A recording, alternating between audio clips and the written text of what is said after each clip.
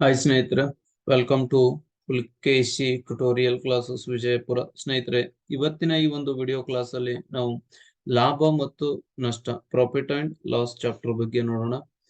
Simple ಆಗಿ easy ವೇದೊಳಗಡೆ ನಾವು ಯಾವ ರೀತಿಯಾಗಿ ಲಾಭ ಮತ್ತು ನಷ್ಟವನ್ನ ಬಿಡಿಸಬಹುದು ಅಂತಂದ್ರೆ, ಸಿಂಪಲ್ ಸ್ನೇಹಿತರೆ, ಲಾಭ ನಷ್ಟ ತಂದಾಗ ನಮ್ಗೆ ಲಾಭ ಆಗ್ಬೇಕಾದ್ರೆ ನಮ್ಗೆ ಏನಿರ್ಬೇಕು, ಯಾವಾಗ್ಲೂ ಒಂದೆರಡು ಪಾಯಿಂಟ್ ಗಳನ್ನ ನೆನ್ಪಿಟ್ಕೊಳ್ಳಿ. ಲಾಭ ಆಗ್ಬೇಕಾಗಿತ್ತು ಅಂತಂದ್ರೆ ಮಾರಿದ ಬೆಲೆ ಏನಾಗ್ಬೇಕು, ಹೆಚ್ಚಿಗಾಗ್ಬೇಕು ಮತ್ತು ಕೊಂಡ ಬೆಲೆ ಕಡಿಮೆ ಆಗ್ಬೇಕು.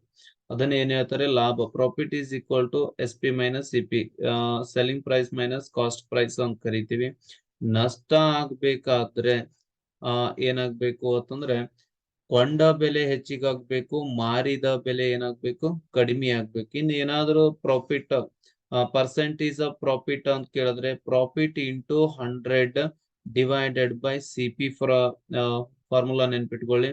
ಇನ್ನು ಪರ್ಸೆಂಟೇಜ್ ಆಫ್ ಲಾಸ್ ಅಂತ ಏನಾದ್ರು ಕೇಳಿದ ಅಂತಂದ್ರೆ, ಇಲ್ಲಿ loss into 100 divided by CP, ಇದು ಕೊಂಡ ಬೆಲೆ ಮೇಲೆ ನಿಂತಿರುತ್ತೆ. ಇನ್ನೇನಾದ್ರೂ ಇಲ್ಲಿ ಸೆಲ್ಲಿಂಗ್ ಪ್ರೈಸ್ ಅಂತ ಏನಾದ್ರು ಕೇಳಿದ್ರೆ, ಸೆಲ್ಲಿಂಗ್ ಪ್ರೈಸ್ ಅಂದ್ರೆ ಮಾರಿದ ಬೆಲೆ ಕೇಳಿದ್ರೆ 100 ಪ್ಲಸ್ ಆರ್ ಮೈನಸ್, ಇಲ್ಲಿ ಪ್ರಾಫಿಟ್ ಆದ್ರೆ ಪ್ಲಸ್ ಮಾಡಿ, ಲಾಸ್ ಆದ್ರೆ ಮೈನಸ್ ಮಾಡಿ, ಡಿವೈಡೆಡ್ ಬೈ 100 ಮಾಡಿ, ಇಂಟು ಇಲ್ಲಿ ಏನ್ ಬರುತ್ತೆ, ಕಾಸ್ಟ್ ಪ್ರೈಸ್ ಬರುತ್ತೆ ಸ್ನೇಹಿತರೆ. ಅದೇ ರೀತಿ ಅವ ಏನಾದ್ರೂ ಕೊಂಡ ಬೆಲೆ ಕೇಳ್ದ ಅಂದ್ರೆ, ಕೊಂಡ ಬೆಲೆ ಏನಾದ್ರೂ ಕೇಳ್ದ ಅಂತಂದ್ರೆ 100 ಇಂಟು ಯಾವುದು, ಸೆಲ್ಲಿಂಗ್ ಪ್ರೈಸ್ ಡಿವೈಡೆಡ್ ಬೈ, ಇಲ್ಲಿ ಮೇಲೆ ಬರ್ದಿರ್ತೀರಿ, ಇಲ್ಲಿ ಏನ್ ಮಾಡ್ಬೇಕು, ಕೆಳಭಾಗದಾಗ ಬರೀಬೇಕು, plus or minus profit or loss.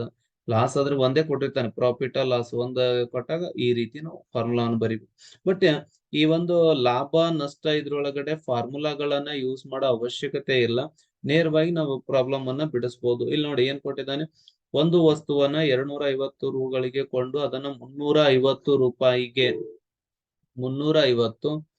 ರೂಪಾಯಿಗಳಿಗೆ ಮಾರಿದರೆ ಅವನಿಗೆ ಆಗುವ ಶೇಕಡಾ ಲಾಭ ಎಷ್ಟು ಅಂತ ಕೊಟ್ಟಿದ್ದಾನೆ.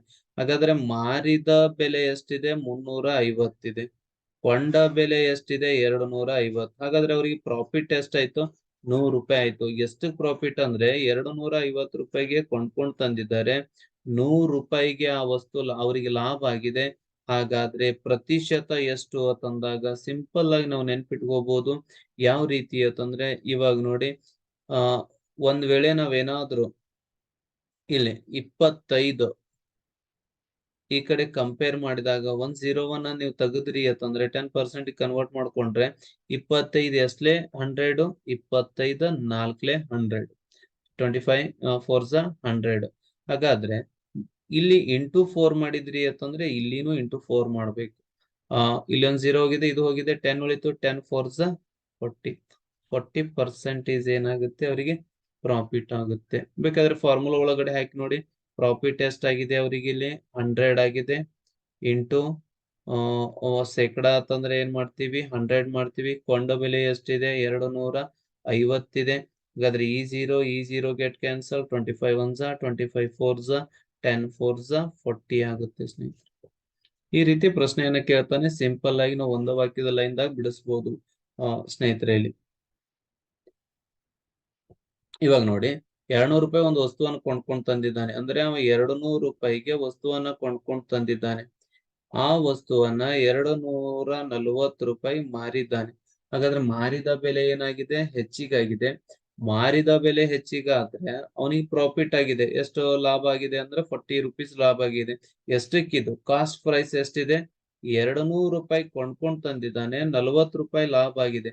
ಹಾಗಾದ್ರೆ ಪ್ರತಿಶತ 100ಕ್ಕೆ ಎಷ್ಟು, ಹಾಗಾದ್ರೆ ಈ 10 ತೆಗೆದ್ರೆ 20 ಎಸ್ಲೆ 40, 22 40. ಹಾಗಾದ್ರೆ ಇಲ್ಲಿನೂ ಇಂಟು 2 ಮಾಡಿ 12 20% ಏನಾಗುತ್ತೆ ಅಂತಂದ್ರೆ ಅವನಿಗೆ ಲಾಭ ಆಗುತ್ತೆ. ನೀವು ಫಾರ್ಮುಲಾ ವೈಸ್ ಬಿಡಿಸಬಹುದು. 40 ಇದೆ, 100 ಬರೀತೀರಾ, ಕೊಂಡ ಬೆಲೆ 200 ಇದೆ, ಈ ಜೀರೋ ಕ್ಯಾನ್ಸಲ್ ಆದಾಗ 2 ಒಂದೇ 2 ಇಲ್ಲೊಂದು 0, 2 ಇಂಟು 10 ಈಕ್ವಲ್ ಟು ಎಷ್ಟಾಯ್ತು, 20%. ಇದು ಪ್ರಾಕ್ಟೀಸ್ ಮಾಡಿದ್ರೆ ಈಸಿ ಆಗುತ್ತೆ ಸ್ನೇಹಿತರೆ. ನೆಕ್ಸ್ಟ್ ಫಿಫ್ತ್ ಪ್ರಶ್ನೆ ಒಂದು ಕೊಟ್ಟಿದ್ದು ನೋಡ್ರಿ, ಒಬ್ಬ ವ್ಯಕ್ತಿಯು ಒಂದು ವಸ್ತುವನ್ನ 800 ರೂಪಾಯಿಗಳಿಗೆ ಕೊಂಡು ಅದನ್ನ ಶೇಕಡಾ 20ಕ್ಕೆ ಮಾರ್ತಾನೆ. ಅವ ಕೊಂಡ್ಕೊಂಡ್ ತಂದದ್ದು ಎಷ್ಟಕ್ಕಿದೆ, 800 ರೂಪಾಯಿ ತಂದಿದ್ದಾನೆ. ಅಂದ್ರೆ 800 ರೂಪಾಯಿ ಒಂದು ವಸ್ತು ತಂದಿದ್ದಾನೆ, 120 ರೂಪಾಯಿ ಲಾಭ ಆಗಿದೆ. 120 ಅಂದ್ರೆ 20 ಲಾಭ ಅಂದ್ರೆ 100ಕ್ಕೆ 20 ಅಂದ್ರೆ 100 ರೂಪಾಯಿಗೆ 20 ಲಾಭ ಆತಂದ್ರೆ 20 ಕೂಡಿಸ್ತೀರ 120 ಆಗುತ್ತೆ. 120ಕ್ಕೆ 800 ಆದ್ರೆ 100ಕ್ಕೆ ಆ ವಸ್ತುವನ್ನ ಎಷ್ಟಕ್ ಮಾರ್ತಾನೆ? ಹಾಗಾದ್ರೆ 100ಕ್ಕೆ ಎಷ್ಟಕ್ ಮಾರ್ತಾನೆ ಅಂತಂದ್ರೆ ಈಗ ನಾವು ಕಾಮನ್ ಆಗಿ ಯೋಚನೆ ಮಾಡ್ಬೇಕು. ಏನ್ ಕೊಟ್ಟಿದ್ದಾನೆ ಇಲ್ಲಿ?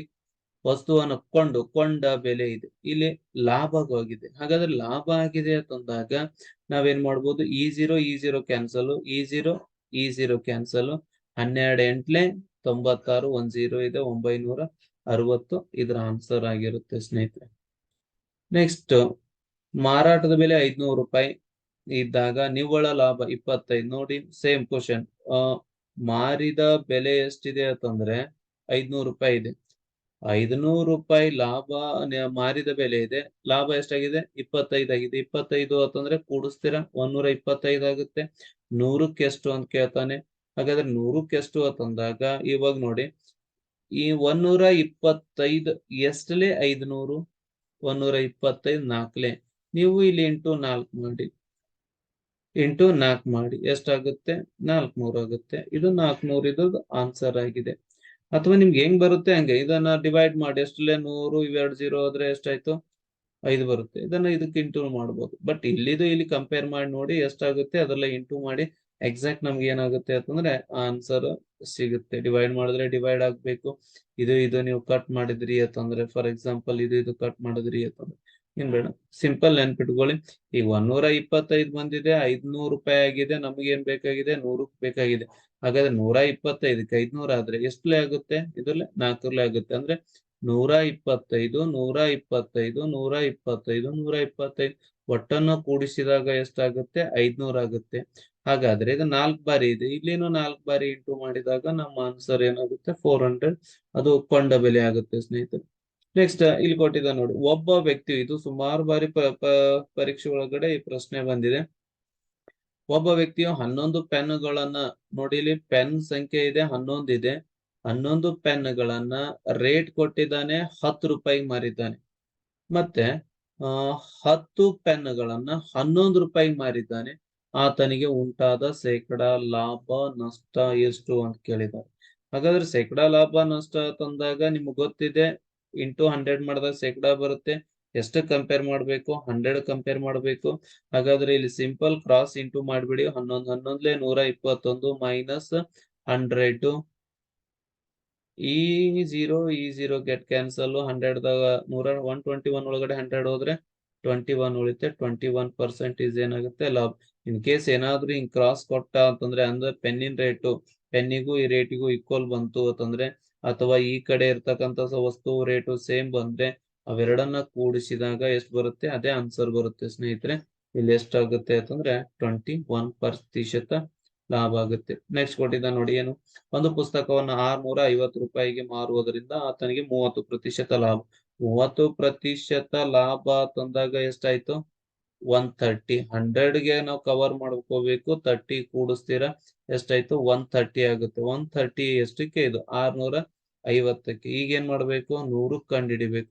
ನಮಗ 13 ಎಷ್ಟಲೇ 650 ಗೊತ್ತಾಗ್ಲಿಲ್ಲ ಅಂದ್ರೆ ಇದೊಂದು 0 ಕ್ಯಾನ್ಸಲ್ ಮಾಡಿ, ಸಣ್ಣ ಸಂಖ್ಯೆ ಆಗುತ್ತೆ. 13 ಅಂದ್ರೆ 5 ಬಂದಿದೆ, 5ಲೇ 3 5ಲೇ 15 ಅಂದ್ರೆ 13 5ಲೇ 65 ಆಗುತ್ತೆ. ಇಲ್ಲಿ 5ಲೇ ಇಂಟು ಮಾಡಿದ್ರ, ಇಲ್ಲಿ 5ಲೇ ಇಂಟು ಮಾಡಿ 100 ಇಂಟು 5 ಎಷ್ಟಾಗುತ್ತೆ? 500 ಆಗುತ್ತೆ. ಇದು ಎಲ್ಲಿದೆ ಆನ್ಸರ್? ಎಲ್ಲಿದೆ? ಇದು ಆನ್ಸರ್ ಆಗಿದೆ ಸ್ನೇಹಿತರೆ. ನೆಕ್ಸ್ಟ್, ಒಂದು ಗಡಿಯಾರವನ್ನು 540 ರೂಪಾಯಿಗೆ ಕೊಂಡ್ಕೊಂಡು ತಗೊಂಡಿದ್ದಾರೆ. ಒಂದು ಗಡಿಯಾರ ಇದೆ, ಆ ಗಡಿಯಾರವನ್ನು ಕೊಂಡ ಬೆಲೆ ಎಷ್ಟಿದೆ? 540 ಇದೆ. ಹಾಗಾದ್ರೆ ಇಲ್ಲಿ ಏನ್ ಮಾಡಿದಾನೆ? ಮಾರುವುದರಿಂದ 10% ನಷ್ಟ ಅನುಭವಿಸುತ್ತಾನೆ. ಒಂದು ವೇಳೆ ಆತನಿಗೆ 10% ಲಾಭ ಉಂಟಾಗಲ್ಲ. 2 ಬಾರಿ ಕೇಳಿದ್ದಾನೆ. ನೋಡಿ, ಗಡಿಯಾರ ಮಾರ್ಬೇಕು ಅಂತಂದ್ರೆ ಮಾರಿದ ಬೆಲೆ 540 ರೂಪಾಯಿ. ಮಾರುವುದರಿಂದ ಫಸ್ಟ್ ನಷ್ಟ, ಎಷ್ಟಕ್ಕೆ ನಷ್ಟ? ಇದು 10ಕ್ಕೆ ನಷ್ಟ ಆಗುತ್ತೆ. 10ಕ್ಕೆ ನಷ್ಟ ಆದ್ರೆ ಅವನ ಹತ್ರ ಉಳಿತ ಎಷ್ಟು ಅಮೌಂಟ್? 90 ಉಳಿತು. 90 ಉಳಿದಾಗ ಅದನ್ನ ಎಷ್ಟಕ್ಕೆ ಮಾರಿದ್ದಾನೆ? 540. ಹಾಗಾದ್ರೆ 100ಕ್ಕೆ ಇಲ್ಲಿ ಅದೇ ಪ್ರಶ್ನೆ ಹೊಳ್ಳಿ 10ಕ್ಕೆ ಲಾಭ ಆಗ್ಬೇಕಾಗಿದೆ. ಹಾಗಾದ್ರೆ ಲಾಭ ಆಗ್ಬೇಕಂದ್ರೆ ಎಷ್ಟಕ್ಕೆ? 110 ಆಯ್ತು. ಇಷ್ಟು ಈ ರೀತಿ ಬರ್ಕೋಬೇಕು. ಹಿಂಗ ಏನಾದ್ರು ಪ್ರಶ್ನೆಯನ್ನ ಕೊಟ್ಟಾಗ ನಷ್ಟ ಲಾಭ ಕೊಟ್ಟಾಗ ಅದನ್ನ 100ಕ್ಕೆ ನಷ್ಟ ಅಂದ್ರೆ ಮೈನಸ್ ಮಾಡ್ತೀರಾ, ಲಾಭ ಅಂದ್ರೆ ಪ್ಲಸ್ ಮಾಡ್ತೀರಾ. ಈಗ 100ಕ್ಕೆ 10 ನಷ್ಟ ಆಗಿದೆ, 90 ಉಳಿತು. 90 ಮಾರಿದ ಬೆಲೆ 540.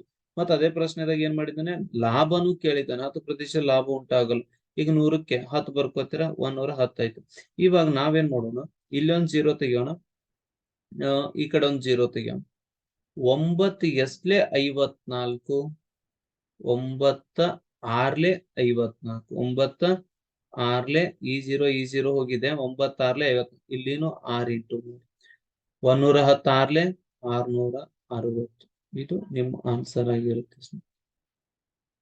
ನೆಕ್ಸ್ಟ್, 2 ಮೇಕೆಗಳನ್ನು ಒಂದೇ ಬೆಲೆಯಲ್ಲಿ ಮಾರಿದಾಗ ಕಿರಣ್ ಒಂದು ಮೇಕೆಗೆ 10% ಲಾಭ ಪಡೆದರೆ ಇನ್ನೊಂದರ ಮೇಲೆ 10% ನಷ್ಟ ಅನುಭವಿಸುತ್ತಾನೆ. ಇದು ಪ್ರಶ್ನೆ PSI ಎಕ್ಸಾಮ್ಗೆ ಕೇಳಿರ್ತಕ್ಕಂಥ ಪ್ರಶ್ನೆ. ಇಲ್ಲಿ ಏನ್ ಮಾಡಿದ್ದಾನೆ ಅಂತಂದ್ರೆ, ಮೇಕೆಯನ್ನ ತಂದಿದ್ದಾನೆ, 10% ಲಾಭಕ್ಕಾಗಿದೆ, ಮತ್ತೆ ಇನ್ನೊಂದರ ಮೇಲೆ 10% ನಷ್ಟ. ಈಗ ಸೇಮ್ ಅಮೌಂಟ್ ಅನ್ನ ಪರ್ಸೆಂಟೇಜ್ ಕೊಟ್ಟಾಗ ಮ್ಯಾಕ್ಸಿಮಮ್ ಅವ್ರಿಗೆ ನಷ್ಟನೇ ಆಗುತ್ತೆ. ಯಾಕಂತಂದ್ರೆ ಒಂದು ಮೇಕೆ ಲಾಭ ಆದ್ರೆ ಒಂದು ಮೇಕೆ ನಷ್ಟ ಆಗಿರುತ್ತೆ. ಇವಾಗ ನೋಡಿ, 100ಕ್ಕೆ 10% ಲಾಭ ಅಂದ್ರೆ 110 ರೂಪಾಯಿ ಆಯ್ತು, ಹೌದಾ? ಅದೇ 100ಕ್ಕೆ 10% ನಷ್ಟ ಅಂದ್ರೆ 90 ರೂಪಾಯಿ ಆಯ್ತು. ಅದೇ 100ಕ್ಕೆ 90 ರೂಪಾಯಿ ಆಯ್ತು.